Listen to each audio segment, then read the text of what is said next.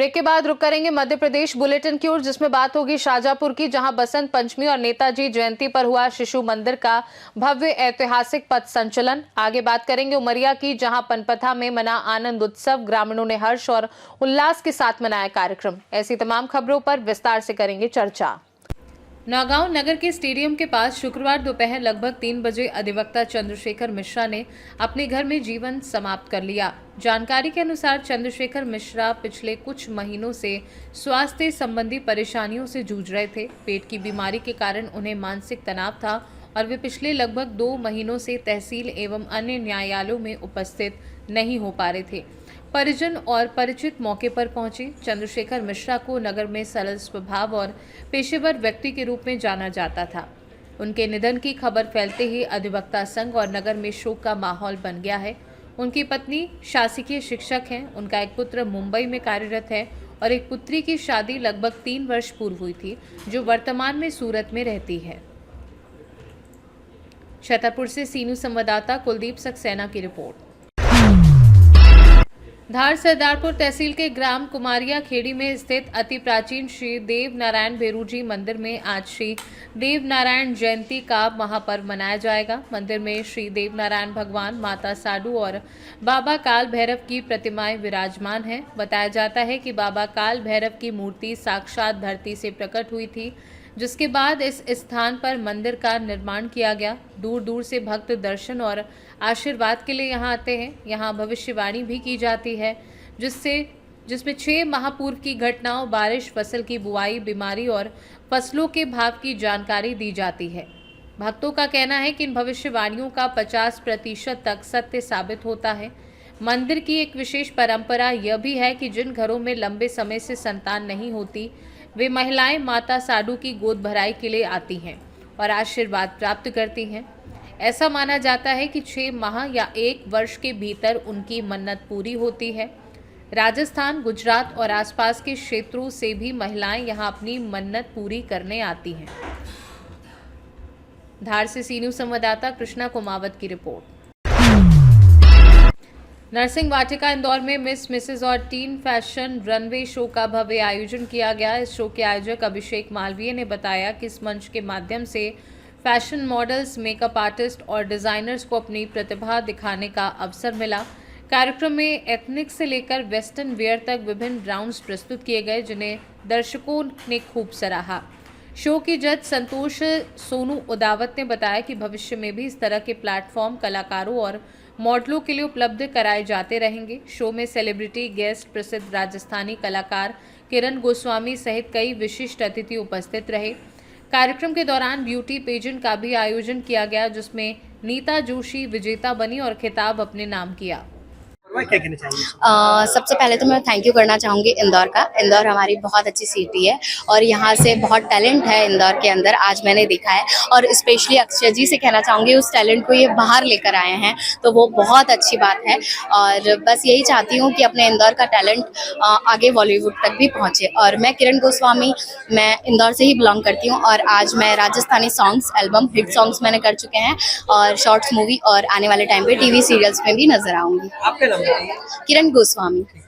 आइए, अच्छा प्लेटफॉर्म सभी के लिए उपलब्ध कराया गया है। हाँ, बेसिकली फ्रंट ऑफ की पहली चीज़ तो ये होती है कि जो बच्चे आज के टाइम में आगे नहीं बढ़ पा रहे, उनके लिए बहुत अच्छी अपॉर्चुनिटी लेके आए हैं और इसी तरह की अपॉर्चुनिटी हमेशा लेके आएंगे। और ये राजस्थानी कल्चर को रिप्रेजेंट करने के लिए, क्योंकि हम इंडियंस हैं, तो इंडियन नेशनलिटी को जो रिप्रेजेंट करने के लिए ये, इसलिए हम लोगों ने ये ड्रेसअप रिप्रेजेंट किया है। यहाँ पर आपने जो दिखाया गया है कि जो महिला उद्यमी है, जिनको आपने बहुत अच्छा व्यवसायिक प्लेटफॉर्म उपलब्ध कराया है, क्या कहना चाहेंगे? सर बेसिकली क्या है कि सारी फीमेल मेंबर्स आज के टाइम में आगे बढ़ना चाह रहे हैं, बस अपॉर्चुनिटीज़ की उनके लिए कमी होती है। तो सारी चीज़ें अगर अच्छे लेवल से हम लोग प्रोवाइड करते रहेंगे तो उनके लिए बेनिफिट रहेगा। अभिषेक जी के नेतृत्व में बहुत अच्छा है यहाँ पर आयोजन दिखाई दे रहा है, क्या कहना चाहेंगे? हाँ जी, अभिषेक जी तो बिल्कुल मेहनत करते ही हैं, काफ़ी साल से कर ही रहे हैं, अच्छे अच्छे शो कराते रहते हैं और इस बार भी बहुत मेहनत करी है। बाकी आप लोग पूरा देख ही रहे हैं शो का। आपका नाम बताइए? सचिन सिंह ठाकुर। सर ये इसलिए किया है कि जो कुछ फ्रेशर्स लोग होते हैं, यानी कि कुछ अपने लोग ऐसे होते हैं कि जो आगे नहीं बढ़ पाते हैं, तो उनको आगे बढ़ाने के लिए हमने फैशन शो ऑर्गेनाइज करते हैं।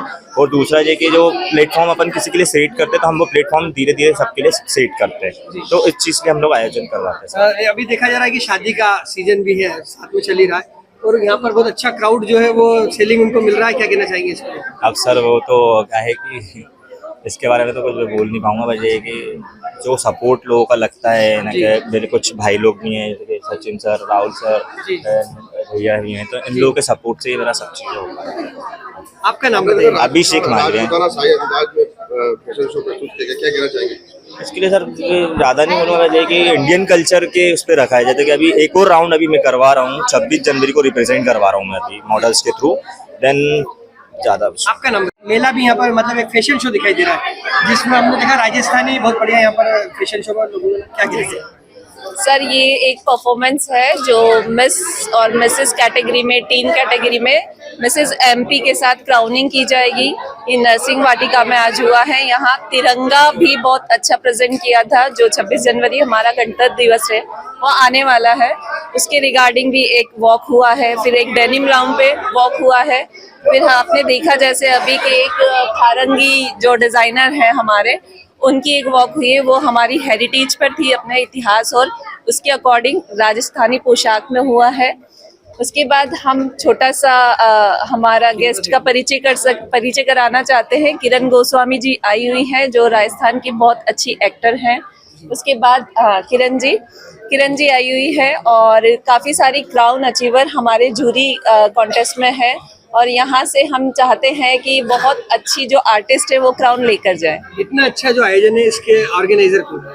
जी, अभिषेक मालवीय जी ने एएम प्रोडक्शन और प्रीतमा प्रोडक्शन से ये ऑर्गेनाइज किया है। आपका इंट्रोडक्शन दीजिए। मैं सोनू उदावत, फैशन डिजाइनर। इंदौर से सीनू संवाददाता एमएल शाह की रिपोर्ट। वसंत पंचमी के पावन अवसर पर तुलसी नगर स्थित मां सरस्वती धाम में भव्य महायज्ञ और सांस्कृतिक कार्यक्रम आयोजित किए गए। इस अवसर पर माता सरस्वती का विशेष श्रृंगार किया गया और विधिवत पूजन एवं अभिषेक वैदिक मंत्रोच्चार के साथ संपन्न हुआ। मंदिर के संस्थापक शिव नारायण अग्रवाल ने बताया कि उन्होंने ये मंदिर 1994 में स्थापित किया था। जयपुर से माता जी की मूर्ति लाकर राघवानंद सरस्वती जी ने मूर्ति स्थापना की थी। उन्होंने कहा कि मध्य प्रदेश में केवल यही एक सक्रिय सरस्वती मंदिर है। कार्यक्रम में विभिन्न स्थानों से चल समारोह भी निकाले गए जो मंदिर प्रांगण में पहुंचे। बच्चों का विद्यारंभ संस्कार भी पंडितों द्वारा संपन्न हुआ। साथ ही स्थानीय महिलाओं के समूह सखी बहनपा मैथिलानी ने फगुआ गीत गाए और गुलाल का उत्सव मनाया। मंदिर में दर्शन पूजन के लिए श्रद्धालुओं की बड़ी संख्या में कतारें लगी। महायज्ञ और सांस्कृतिक आयोजनों ने संपूर्ण वातावरण को भक्ति रस से भर दिया। हम देख रहे हैं कि आज बसंत पंचमी का पावन अवसर है और तुलसी नगर में यहाँ पर एक सरस्वती मंदिर है जहाँ पर आज पूजन पाठ हो रहा है, यज्ञ हवन हो रहा है।